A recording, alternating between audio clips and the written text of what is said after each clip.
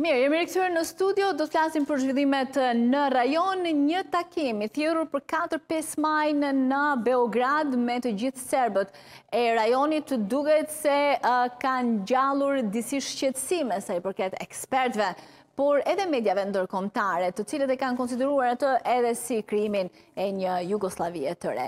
Për këtë dhe të tjera zhvillime do të flasim në vijim, do të kemë në lidhje të drejtë për drejtë drejtorin e forumit për marrëdhënien ndëretnike në Beograd, zotin Dušan Janjić. Zoti Janjić, faleminderit shumë që jeni me ne.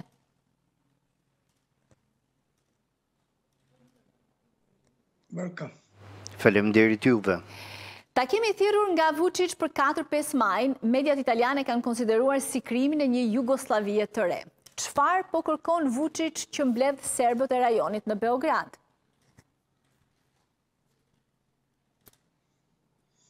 It's, I could say, the new step in the... Është një hap i ri në kuadër të fushatës për promovimin e një nacionalizmi etnik. Disa e quajnë bota serbe, disa bota ruse, ose Serbia e madhe, por në thelb është një ndër përpjekjet e fundit të Vuçić për të treguar pozicionin e tij politik, jo vetëm në Serbi, por më gjerë, sidomos për t'i dërguar një mesazh BE-s dhe NATO-s, në përpjekje për të treguar se ka njerëzit e duhur, por nëse do të bëja një parashikim, mund të them se do të jetë një zhurmë e madhe, do të ketë një mbulim të madh mediatik të ngjarjes, por do të ketë efekte shumë të vogla ndaj shoqërisë serbe. Ne kemi dëgjuar Vučićin të kërcënoj se pret kohën e duhur për të hyrë në Kosovë. E kemi parë të shfaqet në krah të Milorad Dodik, ndërsa ai kërkon shkëputjen e Republikës Srpska. Dhe kjo mbledhje është ndoshta një mënyrë që Vučić t'ju tregojë ndërkombëtarëve që jam unë ai që e stabilizoj dhe e destabilizoj Ballkanin.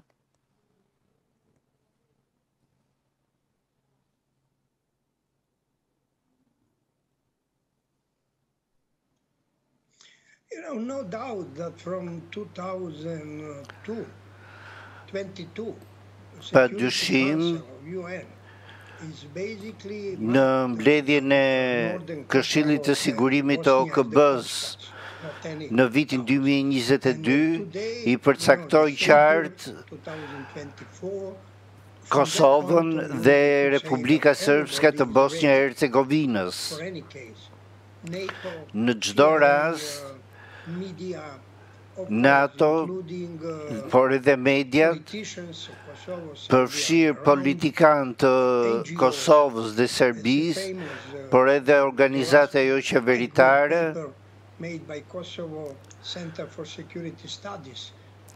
mund të jetë ky event mund të jetë një mesazh sa i takon sigurisë, por realiteti është shumë i komplikuar. Serbia nuk është në pozicionin për të treguar diçka. Nuk ka mundësinë që të përballet me ndonjë rrezik, qoftë edhe me një ditë luftë. Sepse kemi edhe Kosovën dhe Malin e Zi, që kanë qenë pjesë të dyja të Jugosllavisë dhe që u shkëputën pas ndërhyrjes së NATO-s. Ndaj kemi të bëjmë me një mësim që duhet ta kemi mësuar.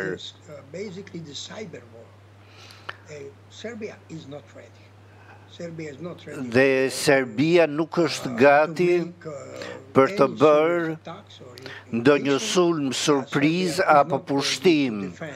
dhe nuk është gati të mbrohet, por ajo duhet të përpiqet dhe historitë e fundit tregojnë se diçka e tillë është e rrezikshme në Ballkan.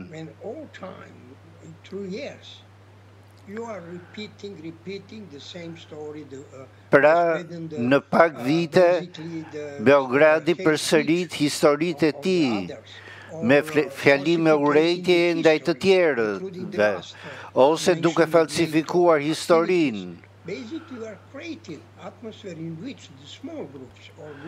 Janë krijuar atmosfera të përshtatshme për grupe të tilla nacionaliste që mbështesin këto prirje të politikës. I tillë ishte edhe incidenti terrorist në Banjës.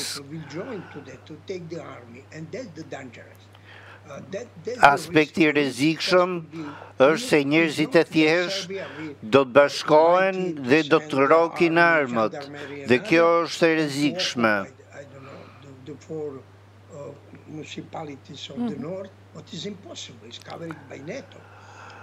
Sidoqoftë, ndërhyrja në veri të Kosovës në këndvështrimin tim është paksa e pamundur, pasi zona mbulohet nga NATO, nga trupat e NATO. Dhe në këtë mënyrë Beogradi me qëndrimet e tij ushqen terrorizmin dhe krimin e organizuar dhe minon stabilizimin e shoqërive në të gjithë Ballkanin Perëndimor. Përzgjedhja e Miloš Vučević si kryeministër i Serbisë, ndoshta lidhet edhe me qasjen që ai ka ndaj Kosovës apo ndaj Bosnjës, sepse ne kemi parë që menjëherë pas sulmit terrorist të Banjskës ta afronte ushtrinë në kufi me Kosovën.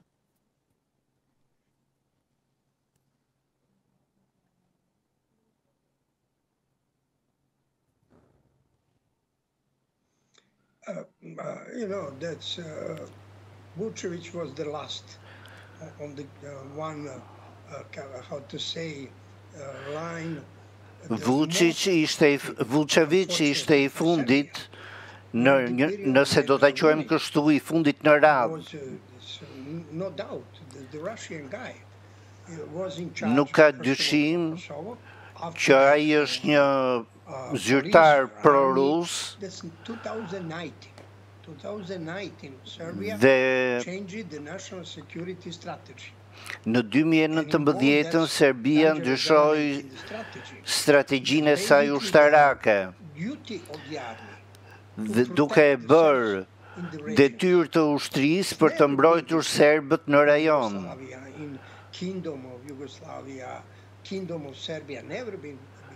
Nuk ka qenë kur më parë, kjo nuk ka qenë kur më parë as në ish Jugosllavi, as në kohët e Jugosllavisë dhe as në Serbi apo vende të tjera. Është një politikë pro-ruse e nxitur nga Rusia. Por tani kemi pasoja, po përballemi pasoja me pasoja për këtë ndryshim. His image and his influence is really limited. Everybody knows that he is spokesman. Presidenti Vučić ka kufizuar influencën e elementëve dhe faktorëve të tjerë në Serbi dhe ai në këto momente po qeveris me Vojvodinën. Nëse e krahasojmë atë me diçka të ngjashme në histori,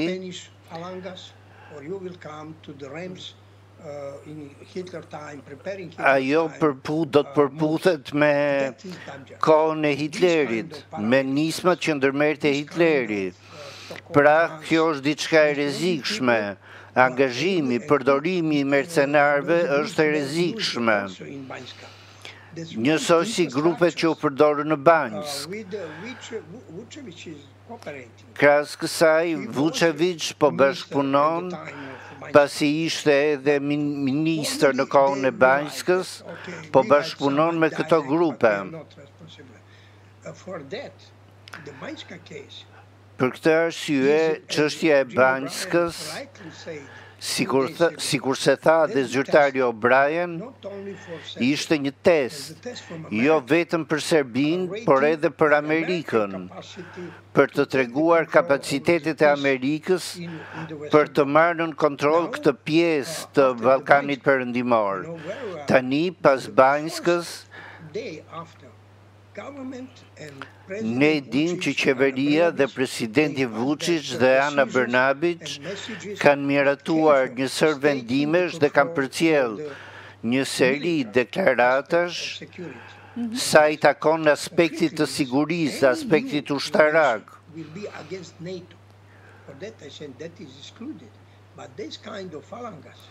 Kjo lloj qasje do të jetë kundër NATO-s, por nuk do të sjell asgjë në përfitim të Serbisë. Por në Kosovë vazhdon të mbetet frika e këtyre mercenarëve që stërviten afër kufirit me Kosovën, duke u përgatitur për urdhrin për një tjetër sulm, ndoshta jo ushtarakisht, por të ngjashëm si ai i Banjskës.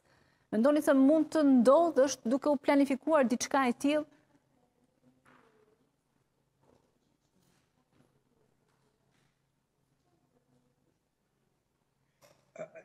There's some kind of the legacy. I have the deep understanding for that. Unë e njoh situatën dhe nëse do t'i referoheshim mesit të viteve 80 në Kosovë, të gjitha periudat e qeverisjes së Milošević ishte e prirur nga opresioni, nga shtypja, ishte karakterizuar nga përjashtimi i shqiptarëve nga institucionet.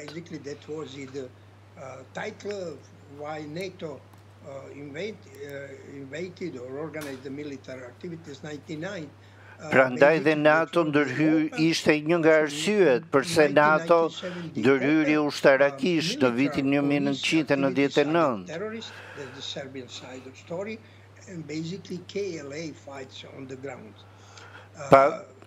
Kur patëm një përplasje mes grupeve serbe të mercenarëve dhe UÇK-s në ato vite.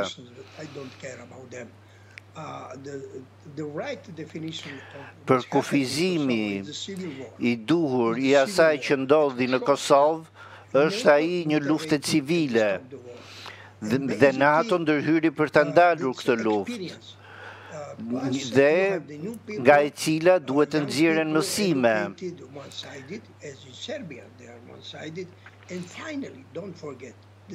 Dhe nuk duhet të harrojmë se për politikën nuk kushton asgjë të mobilizon njerëzit.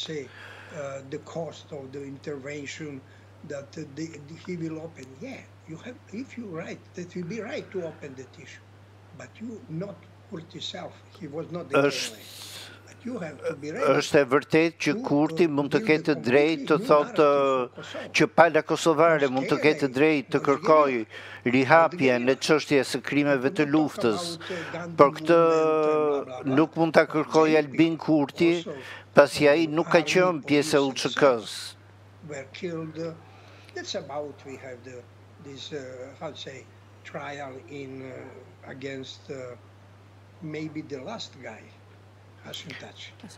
Kjo do t'ishtë njësoj si kurse po bëhet me procesin ndaj Hashim Thaçit dhe të tjerëve. Në thelb,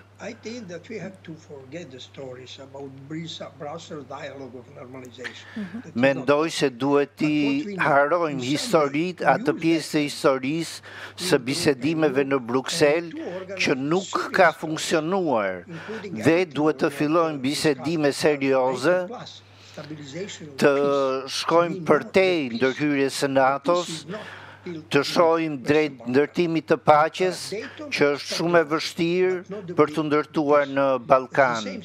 Marrëveshja e Daytonit, për shembull, e ndali luftën, por nuk vendosi paqen. është shumë e thjeshtë të ushqesh paranojën mes shqiptarëve për të thënë që ju nuk jeni miqtë e mi kundrejt serbëve, apo në rastin kur serbët flasin për shqiptarët. Dhe fatkeqësisht jemi në shekullin e 21, por kjo vazhdon të përdoret, kjo qasje vazhdon të përdoret si një instrument nga politikanët, qoftë nga Kurti, qoftë nga Vuçiç, teksa bëhen gati për zgjedhje. Për zgjedhjet e ardhshme, dhe ata janë gati të cënojnë një shtresat normale të shoqërisë. Një pjesë e tyre kanë vuajtur nga pasojat e luftës. E kuptoj, por, zoti Janjić, ne kemi parë akuzat të forta nga Vuçić, nga Dačić, kundër Dora Bakojani për raportin e saj për anëtarësimin e Kosovës në Këshillin e Evropës. Po kështu, Vuçić është të shprehur se ndihet i tradhtuar nga miqt. Pyetja ime është, zoti Vuçić është më i shqetësuar për anëtarësimin e Kosovës në Këshillin e Evropës, apo nga rreziku se Kosova mund ta kallëzojë për genocid Serbin tashmë në gjykatat europiane, dhe a mund të jetë anëtarësimi i Kosovës në Këshillin e Evropës një hap edhe drejt njohjes nga Greqia dhe vende që se ka njohur ende?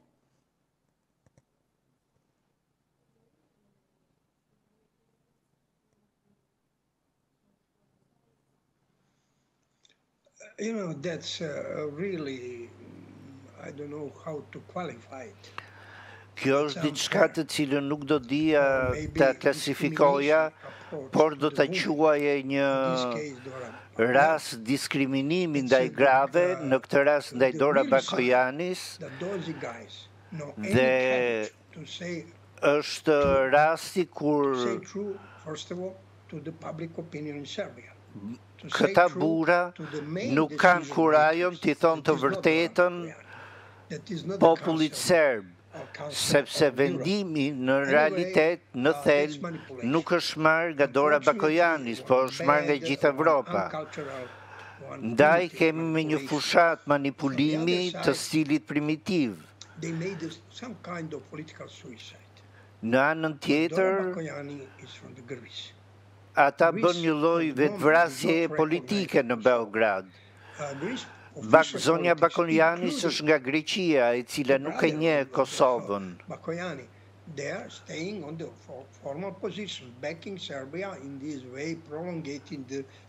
Dhe Greqia ka mbështetur Serbinë duke mos e njohur për një kohë të gjatë Kosovën. Kosova në këto momente nuk është tërësisht, nuk është komplet e gatshme për t'u anëtarësuar në Këshillin Evropian. Por, kjo nga ana tjetër ka treguar pa aftësinë e Beogradit për të zgjidhur çështjen e komunave me shumicë serbe apo të territorit të kishës serbe në Kosovë.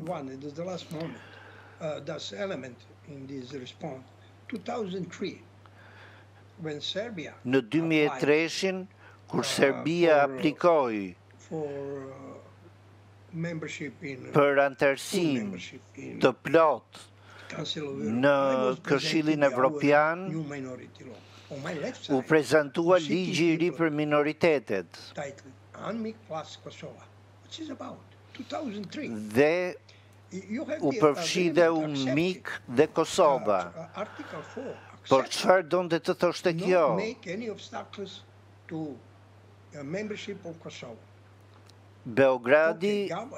Beogradit ishte bërë qartë se nuk duhet të krijonte pengesa për Kosovën.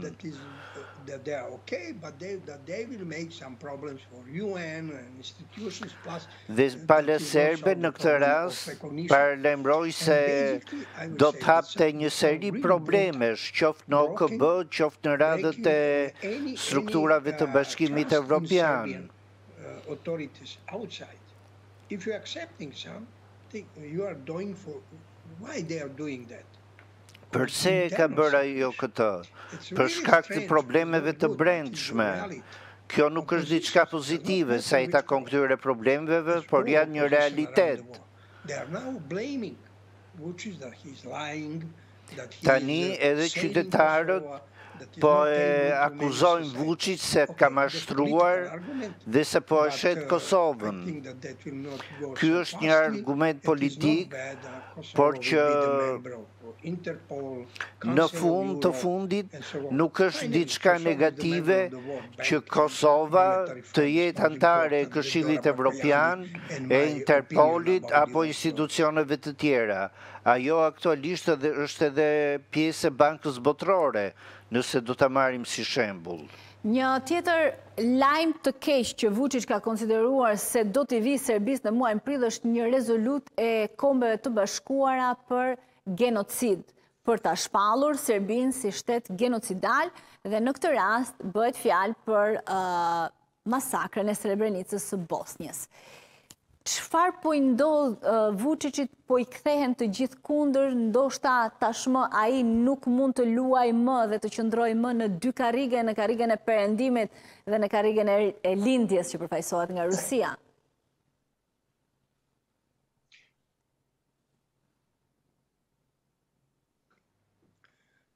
It's also, in the first place, there's some kind of nonsense. Sa i takon kësaj çështje, ka disa gjëra të pakuptimta. Por fatkeqësisht historia genocidiale e Srebrenicës është diçka sfiduese. Përfshir vendimet e fundit të marra në gjykatën ndërkombëtare, ku Bosnia u përball me Serbinë, që thot qartë se në rastin e Srebrenicës u krye genocid. Në 2 ditët e para të sulmit, pati një lloj përgatitje ushtarake, por më pas u masakruan, u eliminuan disa mijëra njerëz. Nuk më kujtohet me saktësi se sa, por shumica ishin musliman. Dhe në thelb kjo është një spastrim etnik, padyshim. Por në Serbi kemi në pushtet njerëz që aso kohë ishin po ashtu në pushtet dhe refuzojnë të marrin përsipër përgjegjësinë e asaj që u bë. Vuçić vërtet e vizitoi Srebrenicën disa vite më parë, por tani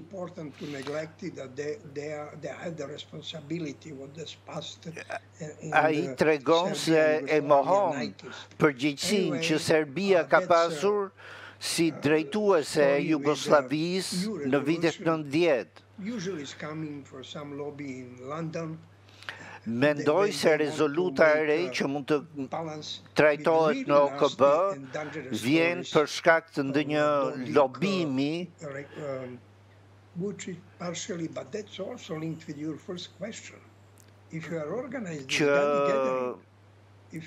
që sjell drejt shtrimit të një pyetjeje. Nëse ajo bëhet, atëherë duhet pranuar përgjegjësia, dhe përgjegjësia çon drejt një procedimi penal.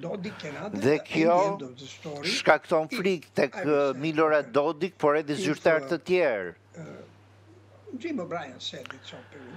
Siç tha dhe zyrtari amerikan O'Brien, në thelb i takon Amerikës ta tregojë historinë. Historia në këtë rast, në rastin e Srebrenicës, rezoluta nuk do të sjellë asgjë.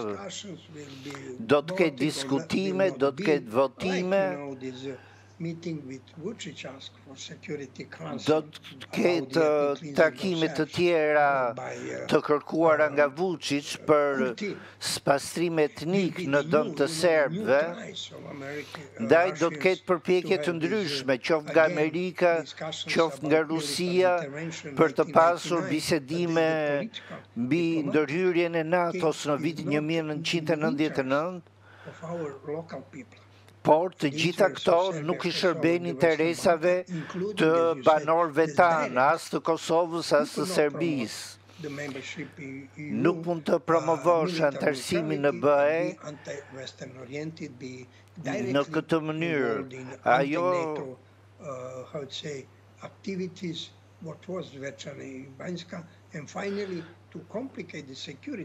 në këtë mënyrë vetëm se do të komplikohet situata e sigurisë për NATO-n dhe Evropën dhe atëherë ngjashëm me sfidat në Gaza dhe Ukrainë mund të ketë probleme edhe në Ballkan.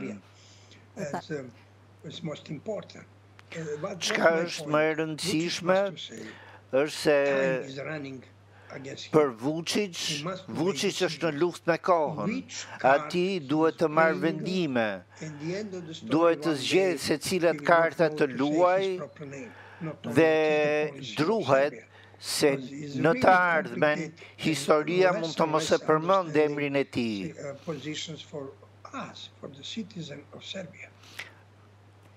Falenderoj shumë zoti Janjić që ishte me ne sot. Mr. Janjić.